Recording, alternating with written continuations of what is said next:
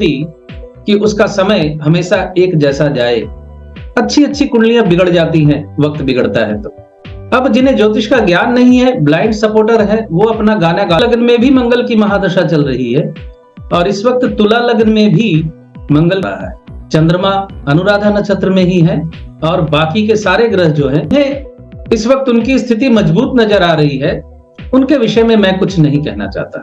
वृश्चिक लग्न की कुंडली अगर है तो एक बार मान लेते हैं कि रोचक योग है उनका। तुला लग्न की कुंडली के अनुसार तो रोचक योग भी नहीं बनता, जिसे बहुत बड़ा।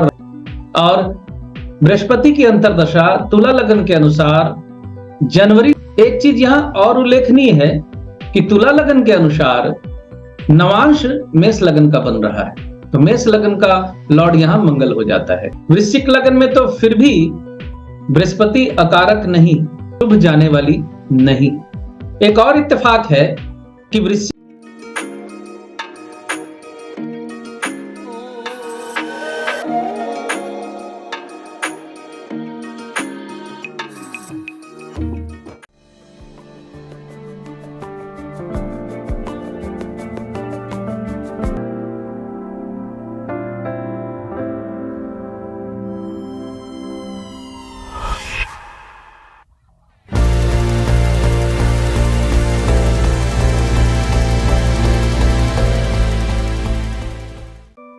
सभी मित्रों का स्वागत है मेरे YouTube चैनल पर। मैं सिद्धांत सहगल, वैदिक एंड केपी एस्ट्रोलॉजर। आज मोदी जी की कुंडली पे फिर से एक बार चर्चा करूंगा। मोदी जी की कुंडली पे इसके पहले बहुत बार चर्चा हो चुकी है, लेकिन मैं अमूमन वृश्चिक लग्न की कुंडली को ही मोदी जी की कुंडली मानकर चर्चा करता हूं और फलादेश करता हूं। लेकिन इस बार मेरे एक बहुत ही करीबी मित्र ने मुझसे कहा कि उसके पास जो डेट ऑफ बर्थ है वो असली डेट ऑफ बर्थ है, ऐसा उनका दावा है। अब चूंकि वो भी ज्योतिषी हैं तो मैंने उनकी बात का मान रखा और मैं उनके द्वारा दी गई डेट ऑफ बर्थ पे आज छोटा सा आकलन रखूंगा आपके सामने।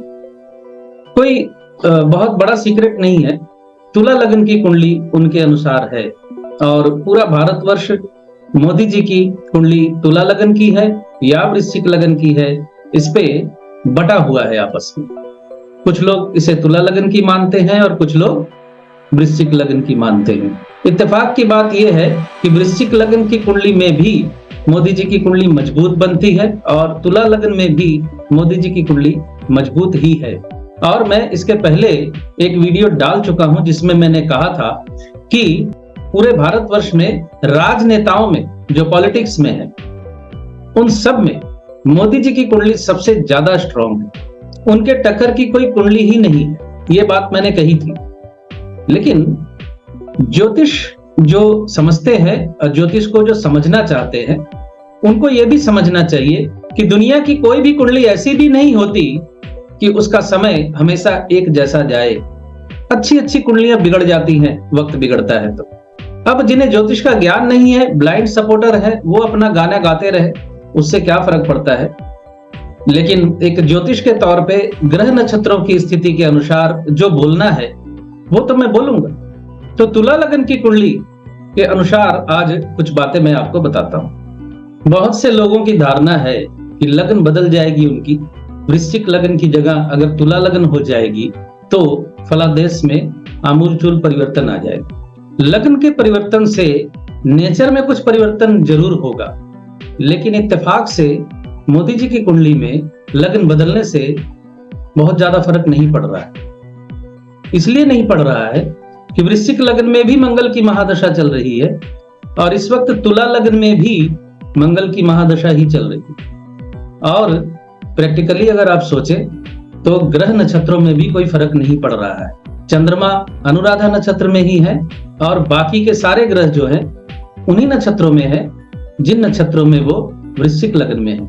हालांकि ऐसा होता है कि कभी कभी 10 मिनट 20 मिनट पीछे भी चली जाए कुंडली तो ग्रह नक्षत्रों में अंतर पड़ जाता है। हो सकता है कोई ग्रह उसी वक्त राशि बदल रहा हो सकता है कोई ग्रह उस आधे घंटे के अंदर नक्षत्र बदल लिया हो, तो अंतर पड़ जाता है। लेकिन यहाँ अंतर नहीं पड़ रहा। और मंगल की महादशा जिस नक्षत्र में है, असली की पॉइंट वो नक्षत्र ही है।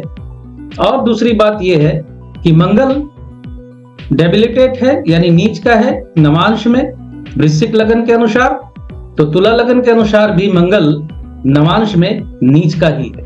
तो आइए कुंडली पे एक दृष्टि डालते हैं। 17 सितंबर 1950 को जन्म है, डेट ऑफ बर्थ वही है, और जन्म समय जो ले रहा हूं मैं इसमें 10:10 सुबह 11 बजे की जगह। मेहसाना गुजरात, तुला लगन है यहाँ और वृश्चिक राशि, अनुराधा नक्षत्र में ही जन्म, और मंगल विशाखा नक्षत्र में है यहाँ भी, और वृश्चिक लगन के अनुसार भी मंगल विशाखा नक्षत्र में ही।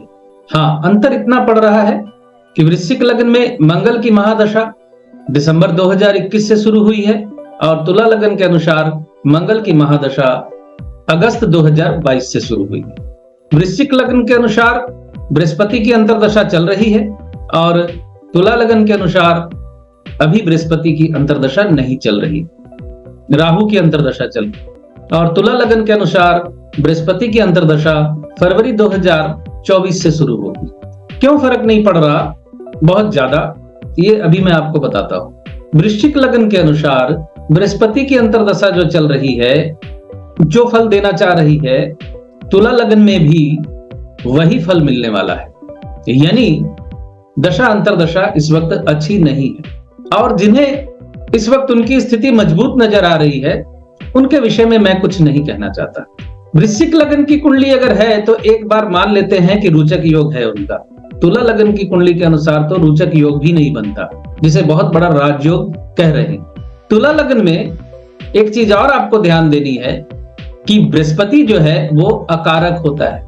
तुला लगन में बृहस्पति अकारक होता है, यानी बृहस्पति की अंतर्दशा तुला लगन के जातकों के लिए फेवरेबल नहीं होती, और बृहस्पति की जो कंडीशन है यहाँ, यानी जो सिग्निफिकेशन बन रहा है 3 4 6 1, या इसे यूं समझ लीजिए 1 3 4 6, तो बृहस्पति का संबंध यहां भी दशम से नहीं बन रहा है। और जो बात मैं बार बार दोहरा रहा हूं, जिसे लोग समझना नहीं चाहते, वो ये है कि पहली बार उनकी जिंदगी में ऐसी महादशा और अंतरदशा एक साथ आ रही है जहां उनका संबंध दशम स्थान से टूट रहा है, और बृहस्पति की अंतरदशा तुला लगन के अनुसार जनवरी 2024 से शुरू हो रही है। मंगल नीच का है नवांश में, और बृहस्पति अकारक है। एक चीज यहां और उल्लेखनीय है कि तुला लगन के अनुसार नवांश मेष लगन का बन रहा है, तो मेष लगन का लॉर्ड यहां मंगल हो जाता है। यहां नवांश में लग्नेश नीच का है, क्योंकि नवांश कुंडली मेष लगन की खुल रही। मैं जो भी पॉइंट बोल रहा हूं वो पॉइंट या वो बिंदु आप लोग खुद पढ़िए, खुद स्टडी कीजिए, आप लोगों की समझ में आ जाएंगे। वृश्चिक लगन की कुंडली के अनुसार नवांश कर्क राशि का था, यानी वृश्चिक लगन की कुंडली अगर मानते हैं तो नवांश कर्क राशि का उदय हो रहा था, वहां मंगल लगन में बैठे हुए थे। तो तुला लगन की कुंडली के अनुसार उनकी कुंडली और कमजोर हो रही। वृश्चिक लगन में तो फिर भी बृहस्पति अकारक नहीं, तुला लगन में बृहस्पति अकारक है, तो बृहस्पति की अंतर्दशा तुला लगन की कुंडली के अनुसार शुभ जाने वाली नहीं। एक और इत्तेफाक है कि वृश्चिक लगन की कुंडली के अनुसार भी मंगल का और अंतर्दशा बृहस्पति का संबंध दशम भाव से नहीं बन रहा है। तुला लगन की कुंडली के अनुसार भी दशम भाव से संबंध नहीं बन रहा है। जो मित्र बीच बीच में कमेंट करते हैं कि वृश्चिक लगन की कुंडली में बृहस्पति की दृष्टि पड़ रही है दशम भाव में, तो दशम भाव से संबंध बन गया, दृष्टियों से संबंध नहीं बनता मेरे भाई। दृष्टियों से अगर संबंध बनता तो फिर वो नक्षत्र ग्रह नक्षत्र की कनेक्टिविटी सिग्निफिकेशन का कोई मतलब ही नहीं रह जाता। दृष्टियों से संबंध नहीं बनता है। दृष्टियों पे भी मैं एक वीडियो बनाऊंगा आप लोगों के लिए कि एक्चुअली दृष्टियों का प्रभाव क्या पड़ता है। लेकिन तुला लगन की कुंडली के अनुसार बृहस्पति की दृष्टि भी दशम भाव में नहीं पड़ रही। एक और माइनस पॉइंट है, आपको बता दूं मैं, मंगल अपने प्रथम दृष्कान में है, यानी मंगल वृश्चिक राशि में है और अपने पहले ही दृष्कान में है। किसी भी राशि का पहला दृष्कान उसी का होता है, तो मंगल के ही दृष्कान में है। मंगल के दृष्कान में क्या फल होता है ये आप लोग खुद सर्च करके पढ़ लीजिए। गूगल पे सर्च कीजिए, ज्योतिष की किताबों में ढूंढेंगे तो कुछ सीखने को मिल जाएगा। ऐसी बहुत सी बातें हैं, आप खुद पढ़िए तो आप भी वही बोलेंगे जो मैं बोल रहा हूं। क्योंकि मैं एक ज्योतिष हूं और मैंने जो पढ़ा है, जो सीखा है, मैं उसी के अनुसार ही तो बात करूंगा ना। स्थितियां मोदी जी के अनुकूल नहीं है। अपने पूर्वाग्रह को दरकिनार करके अगर सोचेंगे तो आप लोगों के समझ में आ जाएगा। बाकी सबकी अपनी अपनी मर्जी है, सबकी अपनी अपनी सोच है, सबको अपनी अपनी स्वतंत्रता है। बहुत बहुत धन्यवाद आप सभी का। खुश रहिए, स्वस्थ रहिए।